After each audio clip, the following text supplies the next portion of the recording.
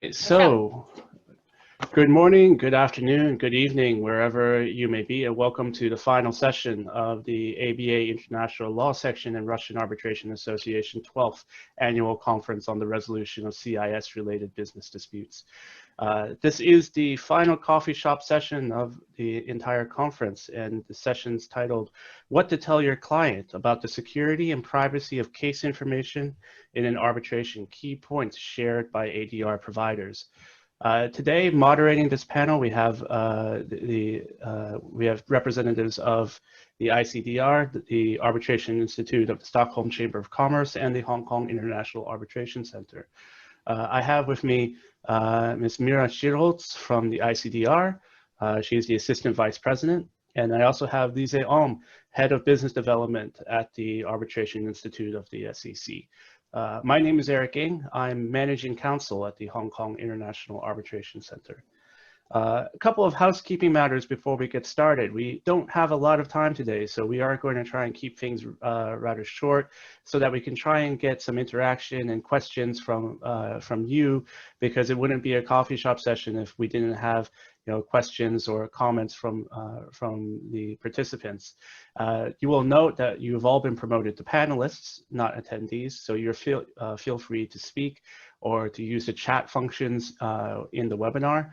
I would say that if you do want to ask a question, please either use the raise hand functionality on the Zoom client or start your camera and raise your hand so that we can take note of you.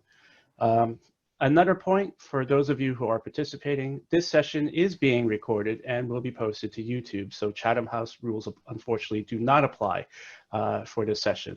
So just keep in mind that anything that you say may or may not wind up for the public. That being said, thanks again for attending today. I will now turn it over to Mira to speak about the first issue that we want to discuss.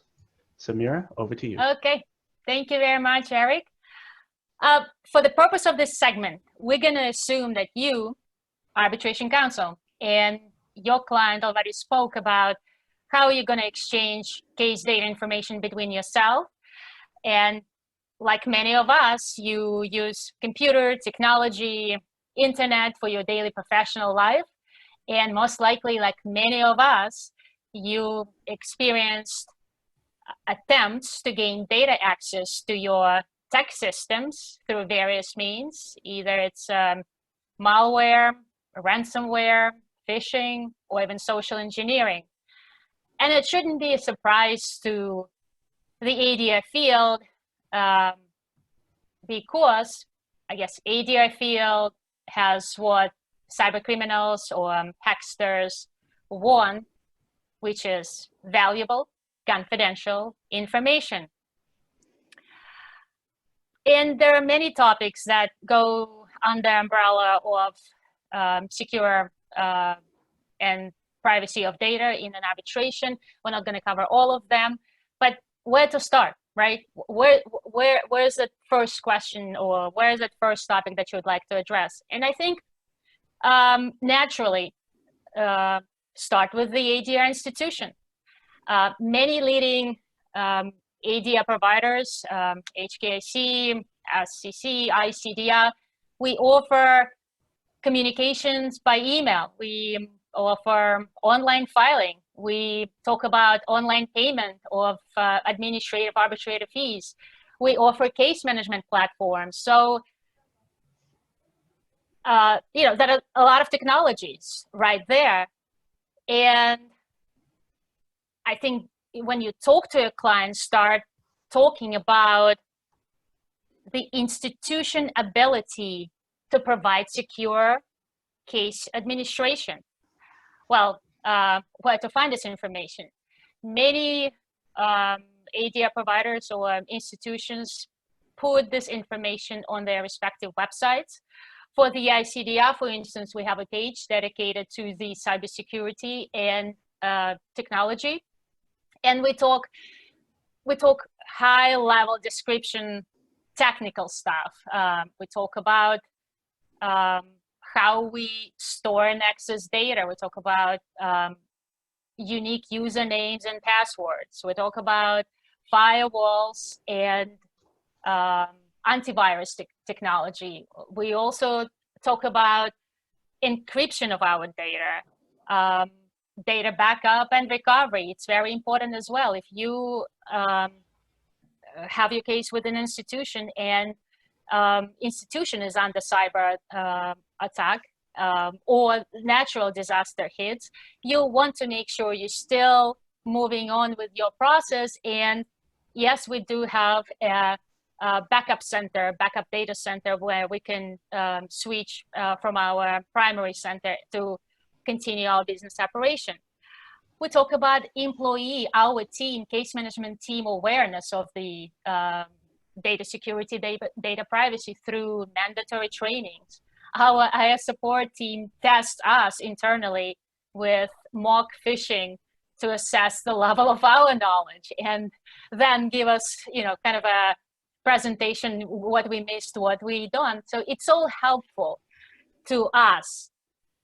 Now, we want you, our users, to have this window in our internal operations because we think it's important to you. We want you to be confident that we can be good custodians of your data.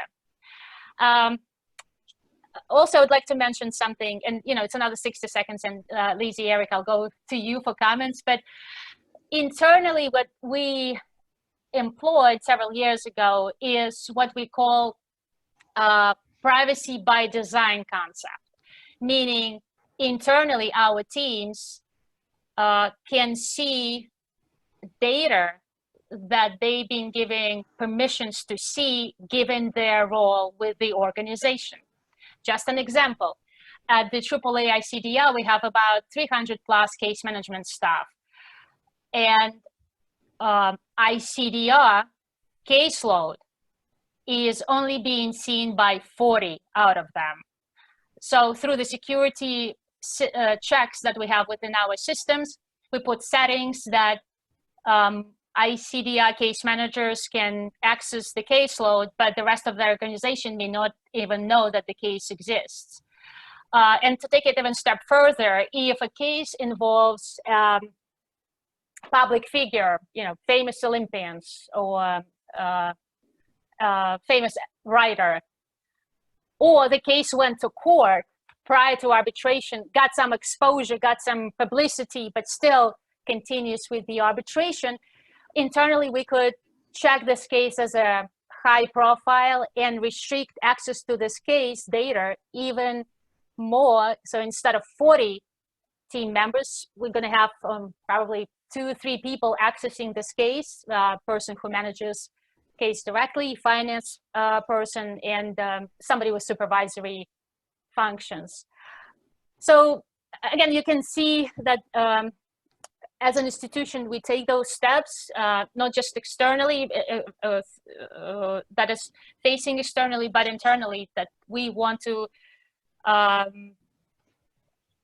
we want you to be aware that your case data, sensitive case data, is something that we can handle. So now turning to Lise, Eric, for maybe additional comments, or see what your respective institutions are doing in this regard. I'll jump on that one. So a lot of what you say is obviously something that we're doing as well, and several of the steps, and when it comes to awareness trainings and so forth. So one of the bigger aspects that we have undertaken in the last year or so is the SSC platform, and also the ad hoc platform, which is a case management platform where we have store all the data that we access and have all the communication with parties. Because as I will be talking a little bit about later, it's a lot about identifying where you have your weakest link, and what we could see being one of our weakest link is actually how we communicate with the parties. So not just how we store it, but just how does it travel, what is the security level when it travels. And when we communicate with our parties, we have on the other side, we have everything from really sophisticated law firms that have top of the notch security, that can handle encrypted emails, that can handle the level of security that you'd want.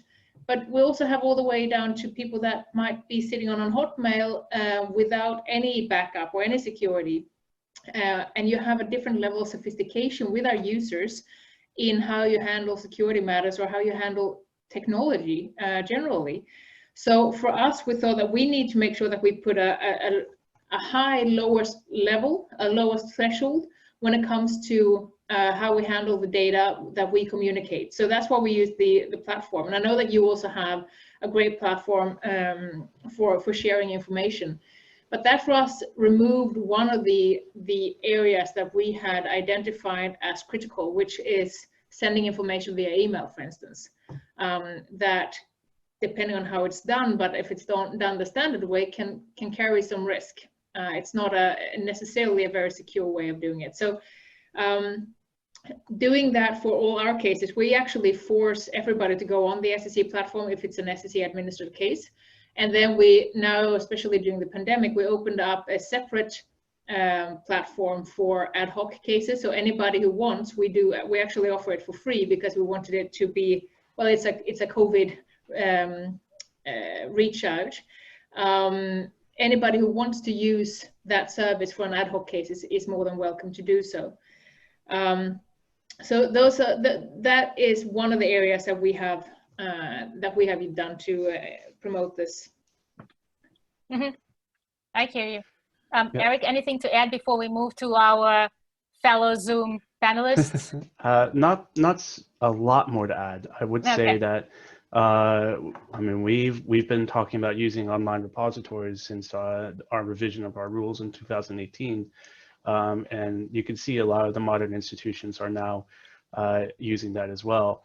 And something like the SAC platform or other platforms, I think JAMS also uses certain online repositories. HKIC is using certain online repositories. You start seeing that that we clearly are looking at this as a key issue, where cybersecurity, security, and privacy and peace of mind for parties in arbitration becomes not just a competitive advantage for an arbitral institution, but a competitive necessity at this point.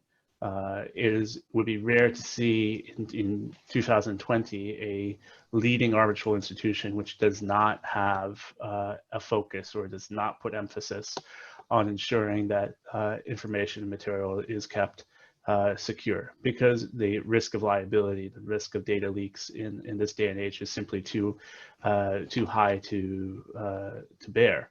And so I think in terms of the arbitral institutions, in that chain of who, and we'll get to this, that chain of everyone who touches the data, the arbitral institutions, I think, are probably one of the more aware, if not the most aware, in terms of how sensitive that data is and how that should be protected. Yep. And obviously, Lise, you mentioned other participants in addition to institutions, because that's what we have in arbitration, right? And I'm sure we're going to talk about this a little bit more in the following segment, but I would like to turn to the audience now and just see if they would like to share any experience in this regard. Is this information resonate with your experience with any of us, ADR providers, ADR institutions? And if you'd like to comment, you may raise your hand, or you may use chat, or you may use Q&A.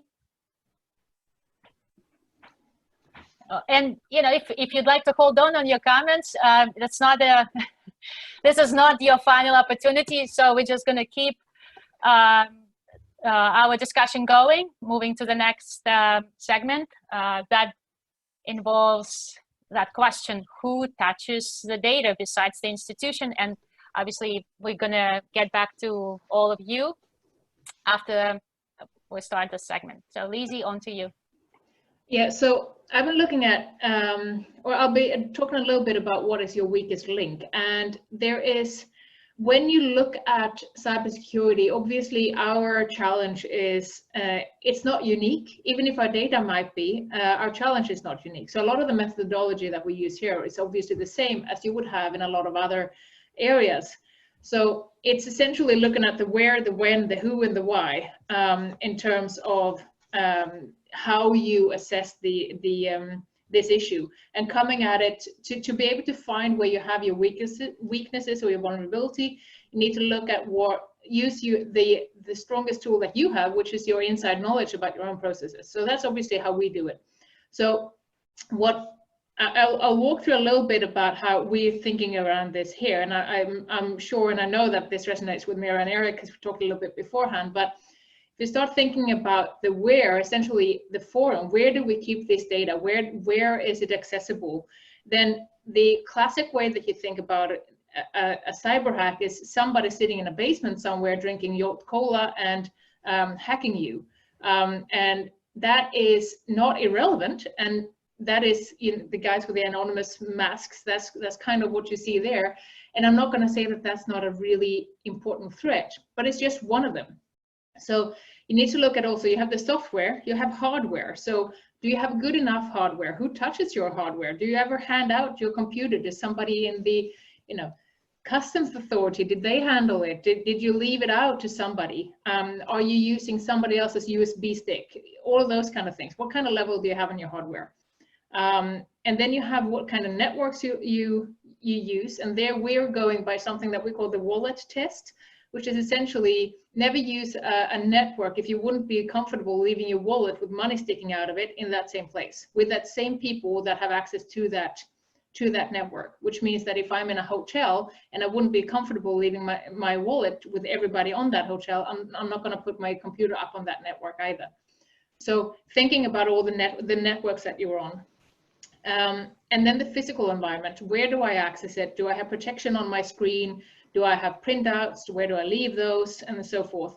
And then maybe the toughest one is social engineering, which is essentially how easy is it to be tricked? And it's really easy. I mean, as you talked about, Mira, phishing emails is a classic, and you all think that you can spot them. And I didn't fall for one, but at least I forwarded to the IT department, which even that I shouldn't have done, while at the same time as doing an awareness training with my staff. So the same day I managed to somehow still get tricked by one of these emails, because they get better. But even the emails, that's just one area of social engineering. Using people's willingness to help out, for instance, the reception or the paralegal or somebody whose job it is to just help out, is a really good way to try and access data. And then if you have the when, it's looking at the process, just following the steps. So where are my vulnerabilities when it comes to the pre-preparatory phases? Where are my vulnerabilities when it comes to document exchange, when it comes to the hearing, when it comes to the archiving? All of these have different sets of challenges, so they need to be examined from those different angles. And then you have the who, which is what you talked about as well, Mira. Who touches the data? And you mentioned too, Eric, who touches the data? So then obviously you have your own team, but in your own team, just looking at how big is the crowd, like you have Chinese walls at the ICDR, and we do too at the SEC. But outside of your own team, you have the client, you have the potential other advisors of the client, you have counterparties, their advisors, their other potential their counsels, experts, witnesses, the arbitral tribunal, the institution, and potentially you have some authorities. So there's quite a lot of people here. So to have a discussion to have a sense of whether or not they are also sophisticated in these questions, and maybe have that discussion quite early on in the process. And then you have the last one that I wanted to address, which is the why. So cybersecurity is important, but really cumbersome. It is the opposite of user-friendly. So if you have, double two-factor authentication, for instance, that when you have to sign in twice and have your second device and all that, that's really great from a security perspective, but it's really cumbersome, especially if you have your cell phone, somewhere else and so forth. So that means that if you put the bar too high in terms of how difficult it is to access the data for you yourself, you might retort to easier ways. You download a copy of it and you put it on your desktop or something like that, just to have easy access, which means that putting the bar too high might lead to a less secure end result.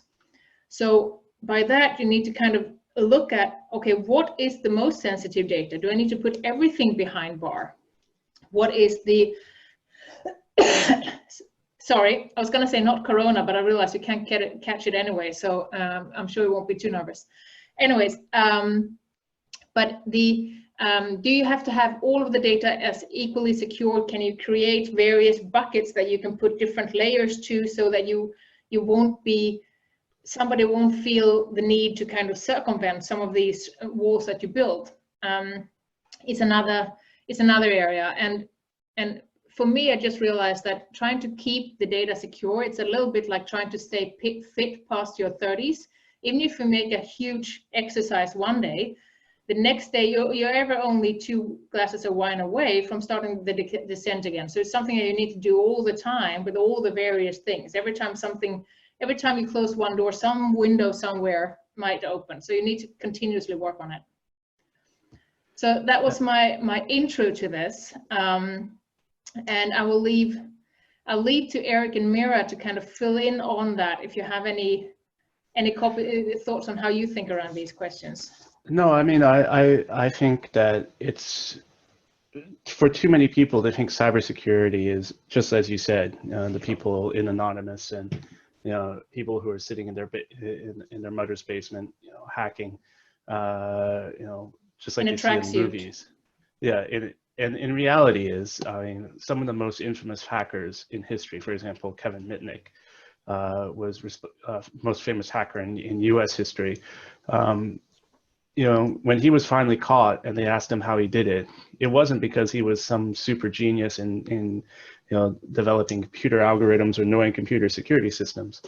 It was because he was a great social engineer. He knew who he could put pressure on. He knew that if a senior partner in a law office had access to sensitive information, that he wasn't probably doing all the work himself, and that he was passing it to a secretary, or the secretary had a janitor, you know, who would walk by those documents, and so he would attack the weakest link.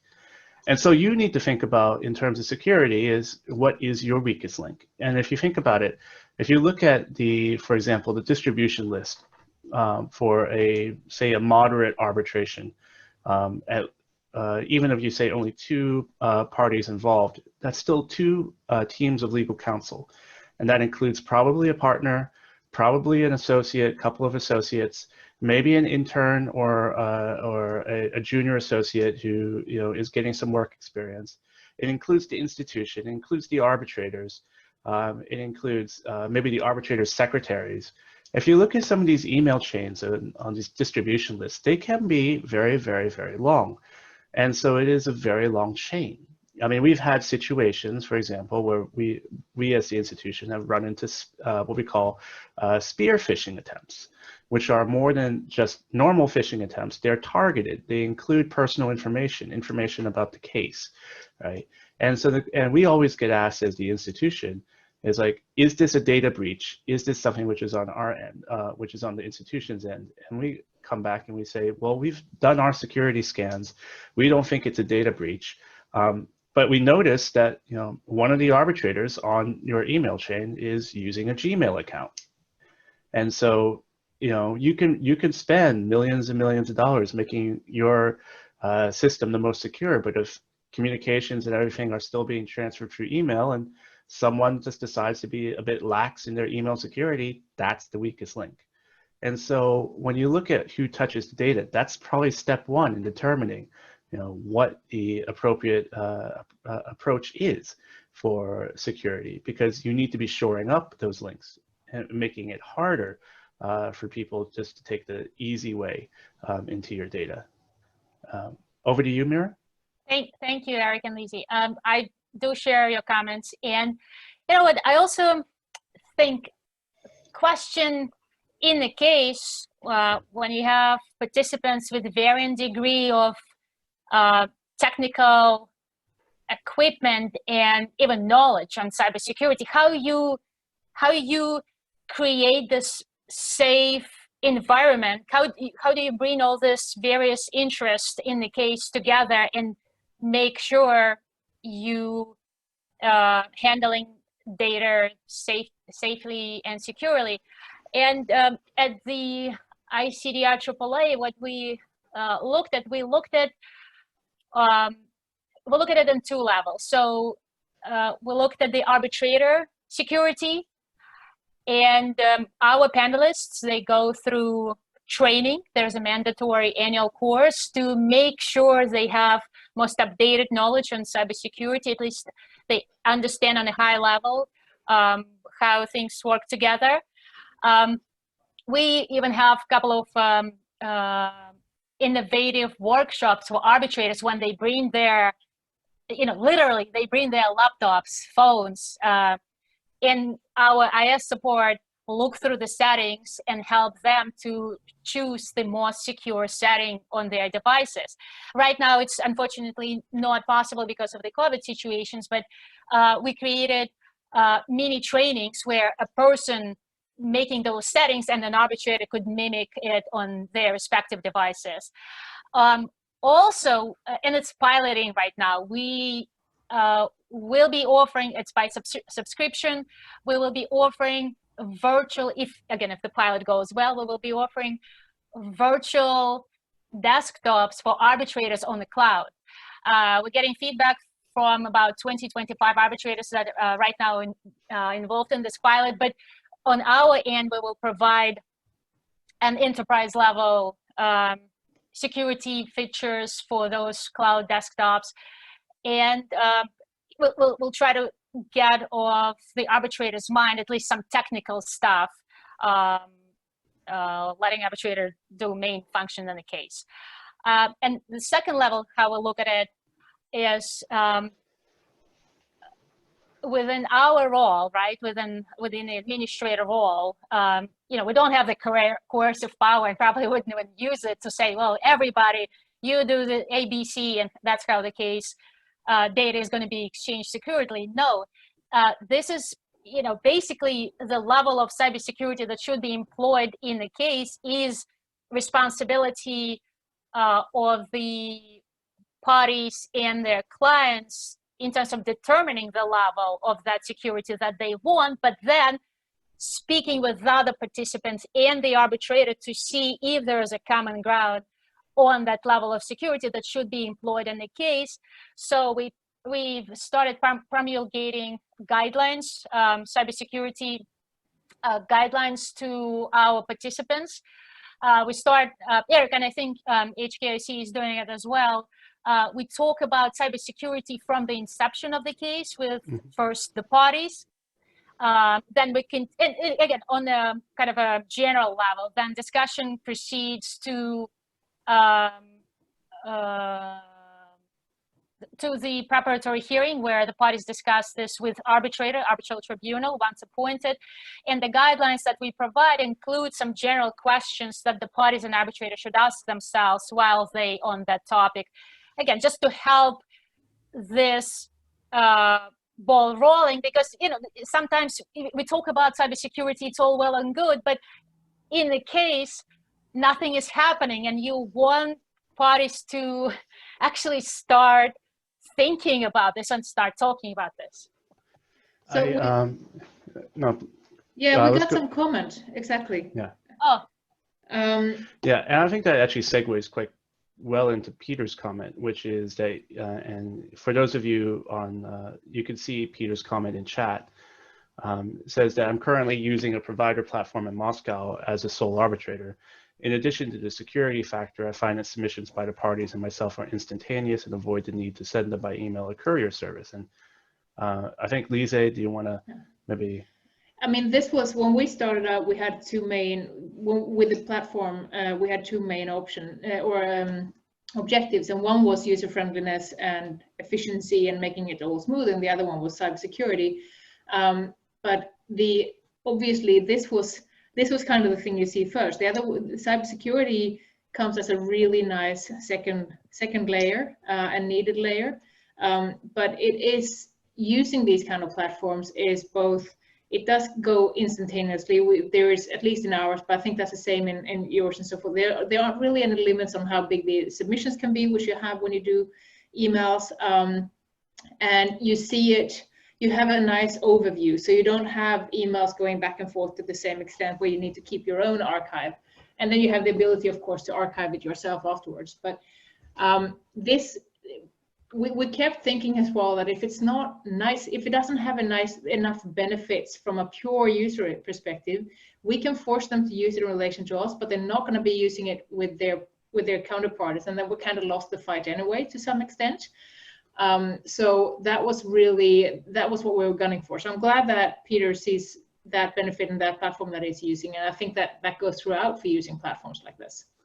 And I think that actually goes directly into the point that we were making, which is that if you're looking at the points of contact and you're looking at security as a chain, by using something like a provider platform or a case management platform or something like that, that you're actually shrinking that chain. You're reducing the points of contact. You're reducing the number of different vulnerabilities, both in terms of platform, in terms of users, in terms of technology.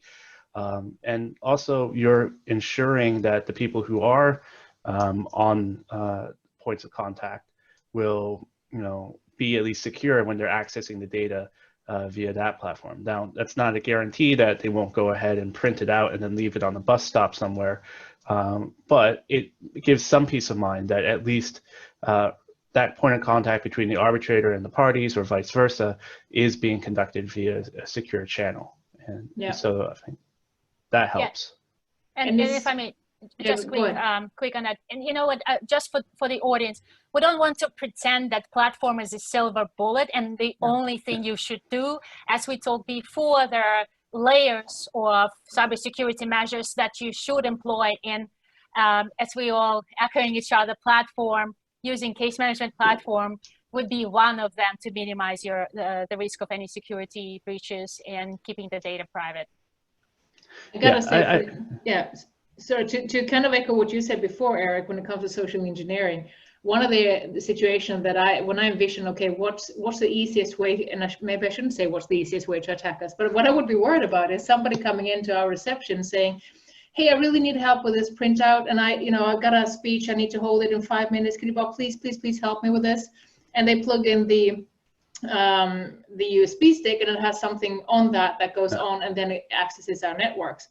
That specific one we've solved by making sure that our reception computer is not on the network that the rest of them are, and so forth. But still, that kind of thing, and that goes to, you target the one that is the most likely to help you, which is not going to be necessarily the partner or the IT department. It's going to be somebody lower down the food chain.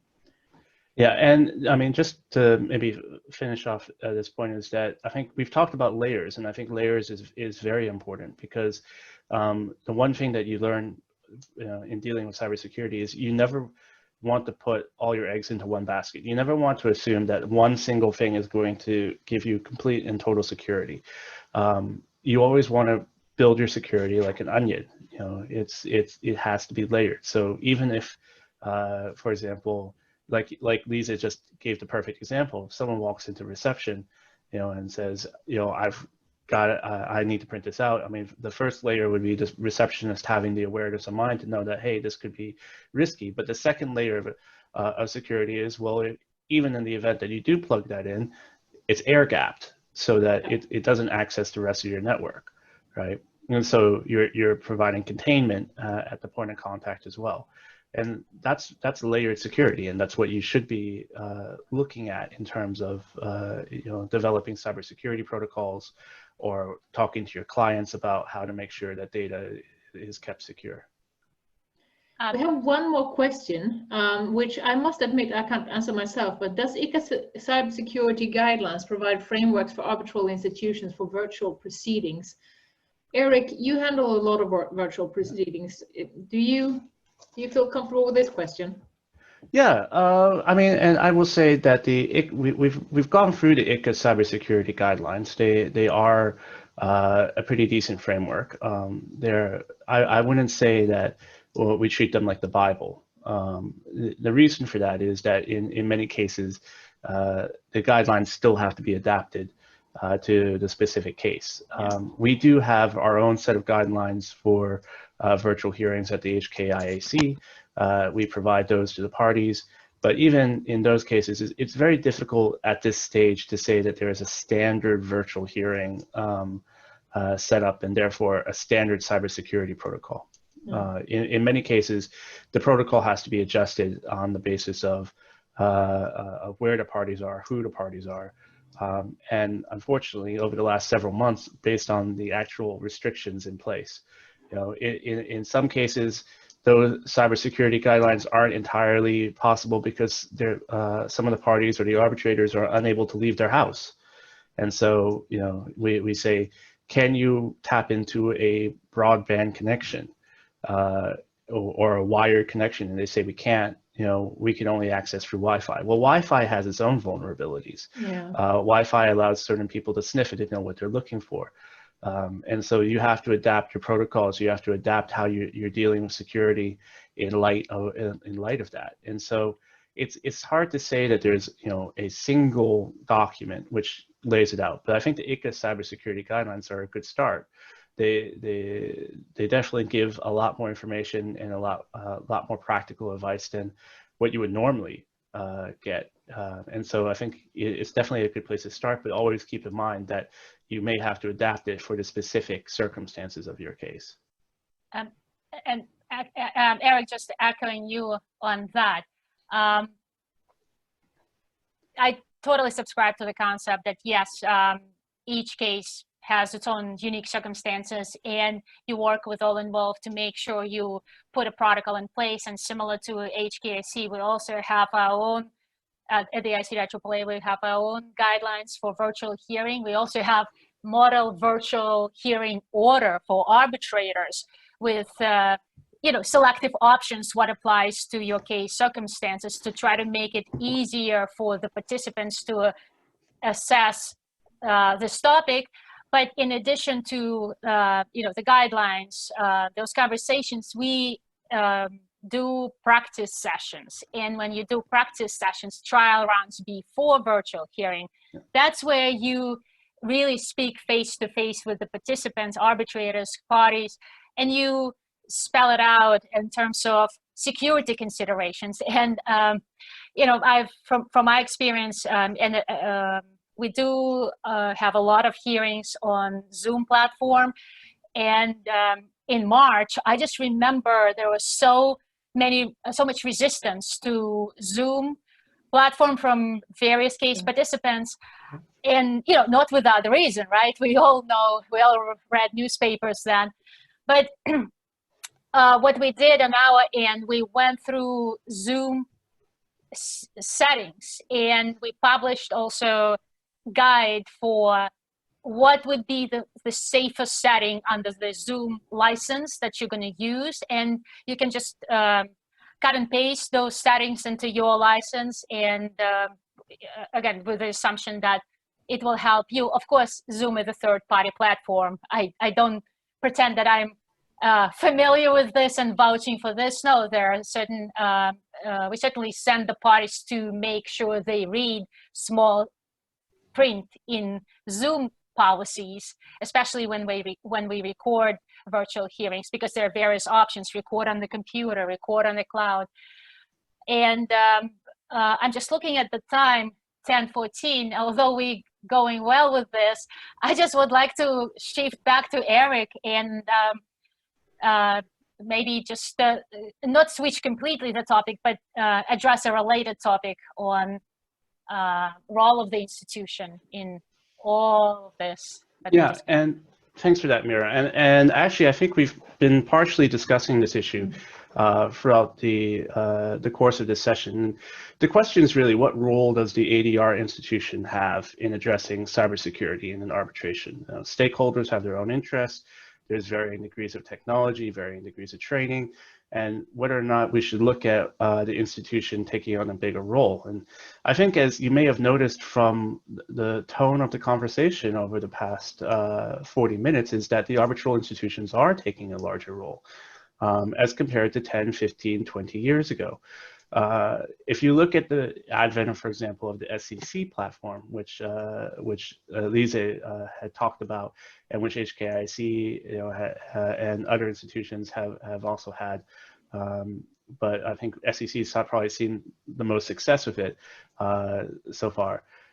That's something which 10 years ago no arbitral institution would have had, and so everything would still have been done through post, through courier, through fax, through email, and now you have the arbitral institution taking a larger control in providing that platform to the parties, and by that regard, also taking control of the data. Before, it was easy for institutions to say that everything's being done through email, and if somebody hacks a party's email, there's very little the institution can do about that. And these days, by going to say a service provider platform, and like Mira said, while it may not be a silver bullet, it's an example of the arbitral institutions taking a greater role in the control and security of the data. If we look for also at what Mira had mentioned in relation to the ICDR AAA providing virtual desktops to arbitrators, again, as a measure to help try and control security access, control points of contact, and limit vulnerabilities. That's something which the institutions recently have taken a look at and say, hey, maybe we do have a little more control over how arbitrators conduct the hearing and what we provide them in terms of conducting the hearing. And I think HKIAC, for example, has also looked at initiatives such as what Mira has discussed in providing specific iPads and computers and virtual desktops to arbitrators, particularly, and I don't want to point any fingers here, those who up until that point may still have been using fax machines and dot matrix printers for a lot of their cases. It's in a lot of our research, it's been very difficult to get some of the older arbitrators to come on board the technological train. And so if you look at the scope of what the arbitral institution is doing in recent years, you'll see that a lot of the things that arbitral institutions are now taking a role in terms of providing online document repositories, providing virtual desktops, providing online dispute resolution capabilities, and providing online case inception, allowing people to file notices of arbitration online, allowing people to use integrated systems to manage the conduct of proceedings, all the way up to the issuance of an award. Right? These are all measures which help give the arbitral institution more control over things, and by virtue of that also allows the reduction of points of contact, and it allows the institution who has a primary focus and who has a vested interest in maintaining cybersecurity and privacy, control over how that security is maintained. I'm going to turn that now over to Lise and Mira for comments before we turn it back to the audience. Yes, sure, but Lise, I'm also looking at the time. It's 10:18, so yeah. I'm just going to reserve my comment, and I think we just should ask our fellow Zoom participants to use that remaining time to see if they have anything to say, or maybe criticize us for maybe lack of what we're doing, or maybe too overwhelming responsibility that we're trying to push on case participants. I mean, that is an interesting question. I would love to hear the audience view on that, is just what should be our role in this? Because I feel, just as Eric said, that this has shifted over the years, that we have stepped into this responsibility more than we have done before.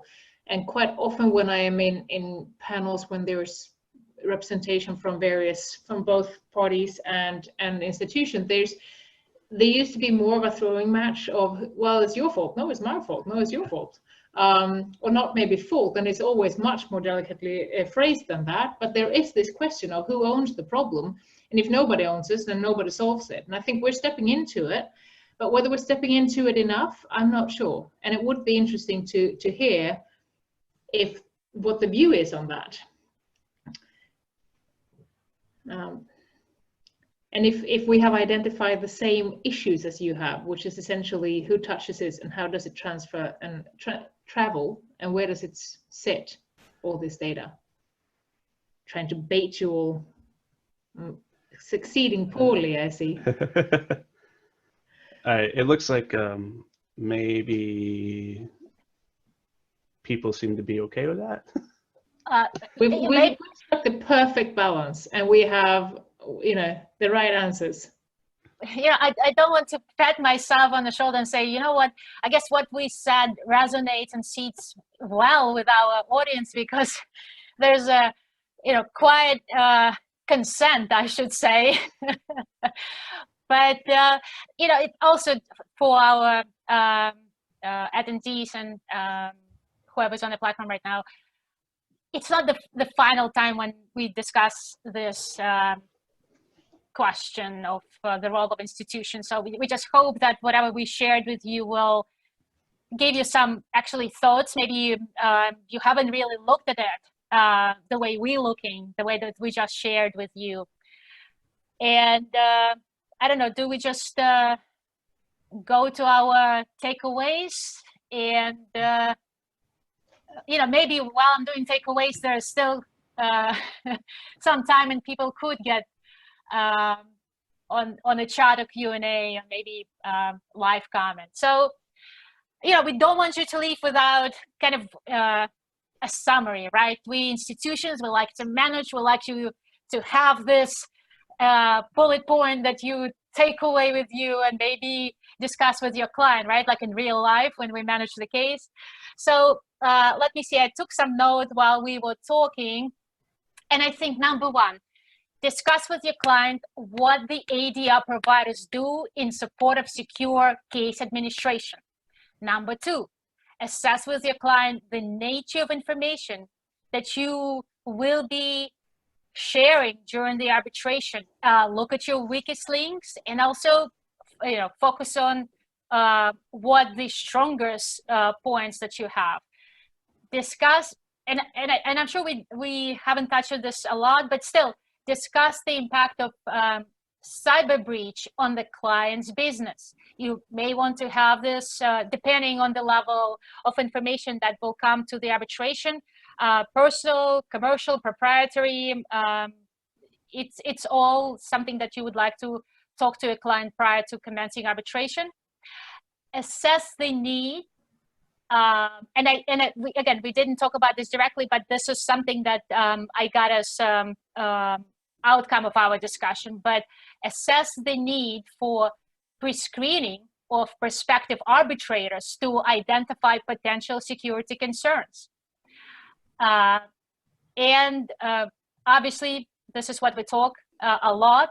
Discuss reasonable cybersecurity measures to propose to all case participants when the arbitral tribunal is appointed, and have a case-specific protocol in place, again, depending on the needs of the case circumstances, and with understanding what kind of information will be shared in this proceeding.